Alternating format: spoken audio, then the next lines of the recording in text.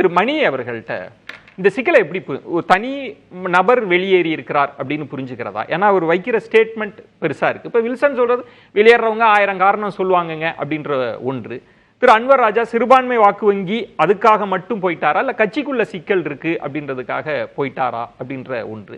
அப்புறம் அன்வர் ராஜா சொல்ற உள்ளுக்குள்ள நிறைய அதிருப்தியாளர்கள் இருக்கிறாங்க, இபிஎஸ் அவர்கள்ட்ட அதை வெளிப்படுத்த முடியல, சொன்னாலும் இபிஎஸ் கேட்கல அப்படின்னு. ஆனால் வில்சன் அவர்கள் சொல்றாங்க வேற என்ன ஆப்ஷன் இருக்கு, இன்னும் இறுதி செய்யப்படலை ஏன் அப்படின்னு நிறைய கேள்விகள் இருக்கு. இந்த பிரச்சனை நீங்க எப்படி புரிஞ்சுக்கிறீங்க? இப்போ நண்பர் வில்சன் பேசும்போது சொன்னார் அதிமுகவை பிஜேபி அழிக்கிறதுக்கு என்ன ஆதாரம்னு கேட்டார். தினம் ஆதாரம் கிடைச்சிட்டு இருக்குல்ல. உள்ளங்கை பொண்ணுக்கு கண்ணாடி தேவையே இல்லை. அமித்ஷாவோட ஸ்பீச்சஸை பாருங்க நீங்க. ஏப்ரல் 11 இந்த கூட்டணியை அறிமுகப்படுத்தும் போது அவர் என்ன சொன்னார்? எடப்பாடிக்கு நேத்திரத்துவமே தமிழ்நாடுமே என்டிஏ சர்க்கார் பனேகா. முதல் வார்த்தை எடப்பாடி தலைமையில் தமிழ்நாட்டில் என்டிஏ அரசு அமையும். அந்த மேடையில் எடப்பாடி தான் கூட்டணிக்கு தலைவர்ன்றாரு, அவரை பேசவே அனுமதிக்கல. எத்தனையோ கூட்டங்களை நம்ம பார்த்துருக்கோம், எத்தனையோ ப்ரெஸ் கான்ஃபரன்ஸ் பார்த்துருப்போம். கூட்டணி அமையுதுன்னா மாநிலத்தில் யார் கூட்டணிக்கு தலைவரோ அவரை பேச அனுமதிப்பாங்க, அவருக்கு வாய்ப்பே கொடுக்கல. இதுதான் எடப்பாடிக்கு அமித்ஷா கொடுத்த மரியாதை. அதன் பிறகு என்னாச்சு? இது ஏப்ரல் 11, ஏப்ரல் 22 பஹல்காமு, அதுக்கப்புறம் ஆப்ரேஷன் சிந்தூர், அந்த 1.5 மாதம் அதில் ஓடி போச்சு. மறுபடியும் ஜூன் மாதத்துலேருந்து அவங்க ஆரம்பிக்கும் போது அவர் 3 முறை 3 press conference, 3 Dinamalar, Dinathanthi, Indian express கொடுத்த பேட்டியில் தெளிவாக சொல்கிறாரு, இது வந்து என்டிஏ அரசு, அமைச்சரவையில் பாஜக இடம்பெறும், முதலமைச்சராக அதிமுகவிலிருந்து ஒருவர் வருவார். எந்த வாய் வந்து எடப்பாடி தான் தலைவர்னு சொல்லிச்சோ அதே வாய் தான் வந்து அதிமுகலேருந்து ஒருவர் முதலமைச்சராக வருவார்னு. அதன் பிறகு அண்ணாமலையோட ரெகுலராக கொடுக்கக்கூடிய ஸ்டேட்மெண்ட்ஸ் ரொம்ப தெளிவாக இருக்குங்க சிச்சுவேஷனு. நம்ம ரொம்ப குழப்பிக்கலாம் பேச வேண்டிய அவசியம் இல்லைன்றது என்னுடைய கருத்து. பாஜகவோட பிரதான குறி இந்த 26 எலெக்ஷனில் திமுக கிடையாது. திமுக ஜெயிச்சு ஆட்சி அமைச்சிட்டு போட்டோம். அண்ணா திமுகவை எவ்வளோ தூரம் பலவீனப்படுத்தணுமோ அவ்வளோ தூரம் பலவீனப்படுத்தணும். அதை தான் அமித்ஷா செய்கிறாரு, அண்ணாமலை செய்கிறாரு, வாய்ப்பு கிடைக்கும் போது நயினாரும் செய்கிறாரு. இதுக்கு மேலே உங்களுக்கு என்ன உதாரணம் வேணும்? இதுதான் மெயின் இஷ்யூ. அண்ணா திமுகலேருந்து யார் உள்ளே போகிறாங்க வெளியில் வராங்கன்றதெல்லாம் எனக்கு தெரிஞ்சு இன்றைக்கி அன்வர் ராஜா இஷ்யூவை கூட நான் அதை பெருசாக கூட நான் பார்க்கல. என்னை பொறுத்த வரைக்கும் ஏடிஎம்கேவை பிஜேபி நல்லா வச்சு செய்கிறாங்கன்னு அதான் நடந்துகிட்டு இருக்கு. இப்போ வில்சன் சொல்றாரு இது புதுசு கிடையாதுங்க, இதை தொடர்ந்து இதைத்தான் சொல்லிட்டு இருக்கு. தொடர்ந்து அவர்கள் எங்களை அழித்து கொண்டிருக்கிறார்கள், நாங்கள் பார்த்து கொண்டிருக்கிறோம், நாங்கள் உடன்படுகிறோம். உங்களுக்கு எங்க பொதுவெளியில் இருக்க விஷயங்களை மட்டும் வச்சு பார்த்தாலே போதுங்க. உங்களுக்கு பெரிய சோர்ஸோ அல்லது பெரிய விஷயஞானமோ தேவையில்லை. இதுவரைக்கும் எத்தனையோ கட்சிகள், தேசிய கட்சிகள், மாநில கட்சிகளோட கூட்டணி சேர்ந்திருக்கு. கூட்டணி சேர்ற வரைக்கும் விமர்சனம் பண்ணுவாங்க. கூட்டணி சேர்ந்த பிறகு இந்த 3 மாசத்துல தினம் பிரச்சனை. ஒவ்வொரு நாளும் அதிமுகவை எவ்வளவு தூரம் அசிங்கப்படுத்த முடியுமோ அவ்வளவு தூரம் அசிங்கப்படுத்துறாங்க, பலவீனப்படுத்துறாங்க. உங்களுக்கு இதை விட வேற என்ன வேணும்? அண்ணாமலை அவர்களை முடிச்சிடறேன் சார். அண்ணாமலை அவர்களை பாஜக தலைமை கட்டுப்படுத்தாமல் வச்சிருப்பது என்ன? சரி, அண்ணாமலை ஒரு பாயிண்ட் கரெக்டா சொல்றாரு, ஃபேக்சுவலி அவர் சொல்றது கரெக்ட். அமித்ஷா அவர்கள் சொல்றது கூட்டணி ஆட்சி அமைச்சரவையிலும் நாங்கள் இடம்பெறுவோம்னு சொல்றாரு. ஆனால் ஏன் எடப்பாடியோ மற்ற அமைச்சர்களோ அதை ஒப்புக்கொள்ள மாட்டேன்னு கேட்குறாரு. அது ஃபேக்சுவலி அண்ணாமலை சொல்றது கரெக்ட், 100% அவர் சொல்றது கரெக்ட். அமித்ஷா நாங்கள் அமைச்சரவையில் இடம்பெறுவோம்னு சொல்ற அந்த ஃபேக்டை கூட ஏன் எடப்பாடியாலேயோ அல்லது அவருடைய கட்சியில் இருக்கவங்களாலேயோ அதை கூட ஏன் ஒத்துக்க முடியல உங்களால? எத்தனை நாளைக்கு நீங்க வேஷம் கட்டுவீங்க? நேத்து ஒரு பெரிய ஸ்டேட்மெண்ட் இல்ல திருமணி, இபிஎஸ் அவங்க பேசினது நாங்க ஒன்னும் ஏமாளி கிடையாது, கூட்டணி வேணும்னா வைப்போம் இல்லன்னா இல்ல. அததான் வில்சன் நாங்கள் ஏமாளி இல்லைன்னு அவர் சொல்றாரு இல்லையா? இப்ப அமித்ஷா சொல்ற வார்த்தைக்கு மதிப்பு அதிகமா, எடப்பாடி சொல்ற வார்த்தைக்கு மதிப்பு அதிகமா? ஓகே, மாநிலத்தில் எடப்பாடி தான் தலைவர் வைத்துக் கொள்வோம். அமித்ஷாவோட தொடர் ஸ்டேட்மெண்ட்ஸுக்கு பிறகு ஏமாளி அல்லன்றதோட மட்டுமே அது போதுமா? தொடர்ந்து இப்படி பேசினால் நாங்கள் கூட்டணியை விட்டு வெளியேறுவோம், இதுக்கு மேற்கொண்டு அந்த கூட்டணியில் நீங்க இருக்கீங்கன்னா அவர் சொல்றதை ஏத்துக்கிட்டு தானே இருக்கீங்கன்னு அர்த்தம். இல்லை, வேற என்ன நடக்கணும்னு நீங்க எதிர்பார்க்குறீங்க அதிமுக பலவீனப்படுத்துறதுக்கு? அவங்க தான் தெளிவாக சொல்கிறாங்களே, நாங்கள் தான் அமைச்சரவையில் இருப்போம், கேபினெட்டில் நாங்கள் இருப்போம், ஏடிஎம்கேலேருந்து ஒருத்தர் சிஎம் ஆவார், இதுக்கு மேலே என்ன சார் வேணும் உங்களுக்கு?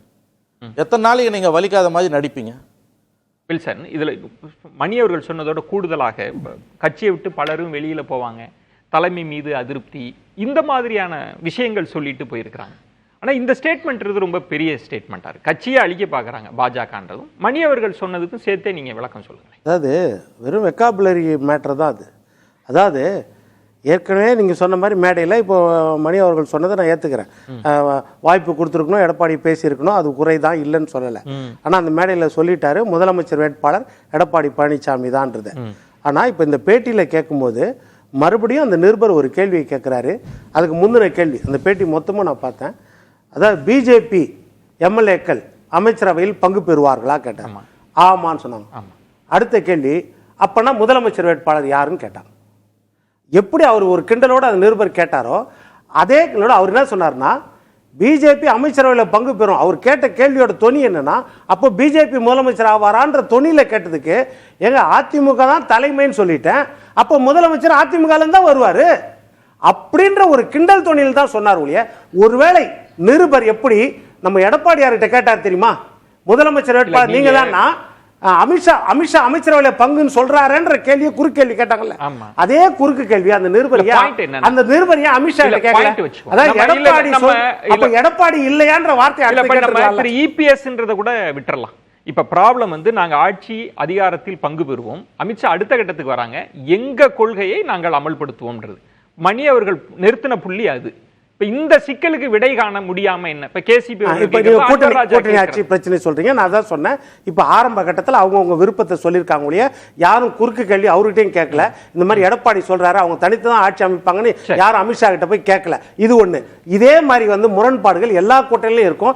இப்போ காமராஜரை பற்றி அவ்வளவு திருச்சி சிவா பேசின பிறகும் கூட்டணியில தான் காங்கிரஸ் இருக்கிறாங்க. இல்ல தொண்டர்கள் ஓட்டு கன்வர்ஷன், ஓட்டு கன்வர்ஷன் தானே முக்கியம். ஓட்டு கன்வர்ஷன் முக்கியம். இது இல்ல ஒரே ஒரு சொல்லல, அவர் 2001ல விஜயகாந்த் கூட கூட்டணி வச்ச பிறகு விஜயகாந்த் மேடையிலே சொல்றாரு, அதிமுக கொடியை இறக்குங்க, உங்களுக்காக நான் வரல கூட்டத்துக்கு, கொடியை இறக்குங்க.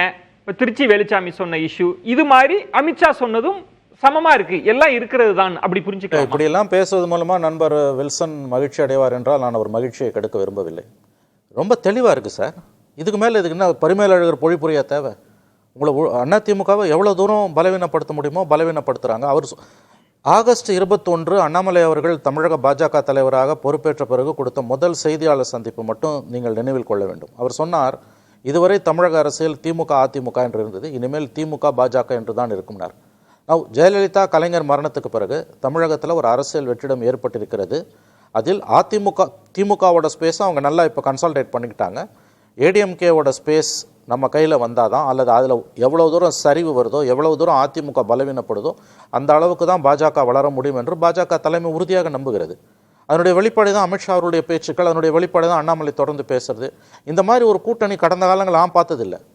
கேசிபி பார்த்துருப்பாரான்னு எனக்கு தெரியாது.